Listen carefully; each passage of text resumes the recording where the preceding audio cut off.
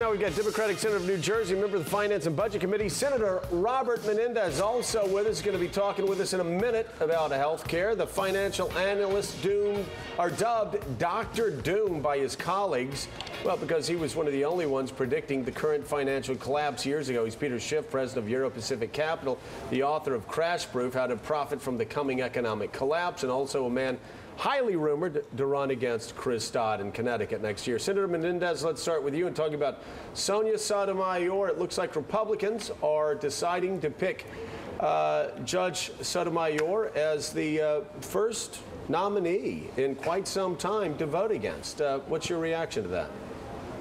Well, it's pretty astounding considering the fact that you have in Judge Sotomayor someone who as a nominee has more federal judicial experience than any other nominee for the Supreme Court in the last century, someone who has fidelity to the Constitution, the rule of law, precedent, in essence, all of the qualifications that Republicans say they want to see in a judge.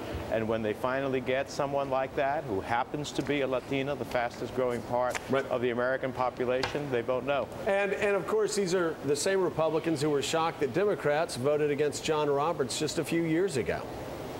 Well, you know, the reality is that I have a feeling that John Roberts may have gotten more Democratic, will have gotten more Democratic votes than Judge Sotomayor will get Republican votes. And if you look at several of those other judges that were named by President Bush, the reality is I think they will have done much better than the vote we'll see by Republicans today. Did you vote for John Roberts? I did not. I wasn't there for his vote.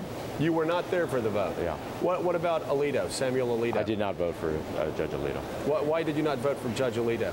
Well, when I sat down with Judge Alito and I asked him a series of questions about precedent and the rule of law, and for example, was Roe v. Wade settled law? In essence, did we have the precedents already in place? His answer to me was, well, it's still being litigated. And, well, that could be true of any case. We could bring back, you know, white supremacists who want to litigate Brown versus the Board of Education. In that case, would be litigated. Would that mean that's not settled law? I don't think so. So on that and several other answers he gave me, I just could not see my way to support him. Peggy? Senator, I'm going to go off Sotomayor for a moment. Just thinking politically, Barack Obama won New Jersey in 2008. I think he won it pretty handily. You have a Democratic gubernatorial candidate this year, John Corzine, who some of the polls say are down, he's down 12 or 14 or 15%. My goodness, what happened in only 6-9 months to tip New Jersey in this sense, where they're very much for a Democratic presidential candidate, but they're rethinking a Democratic governor? What's going on there? Well, there's a lot of, first of all, that's today. It's not November. I think there's a lot of opportunity for Governor Corzine to achieve victory in this race, especially as he continues to define his opponent, which is largely undefined.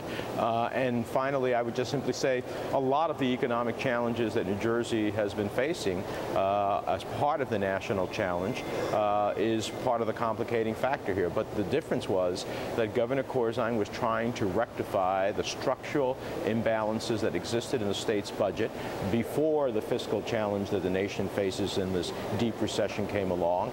And the confluence of both has somewhat hurt him, but I think he's got a great story to tell, and I think he'll succeed at the end of the day. All right, Senator, thanks so much. Great to be with you. Senator Menendez, good to see you again.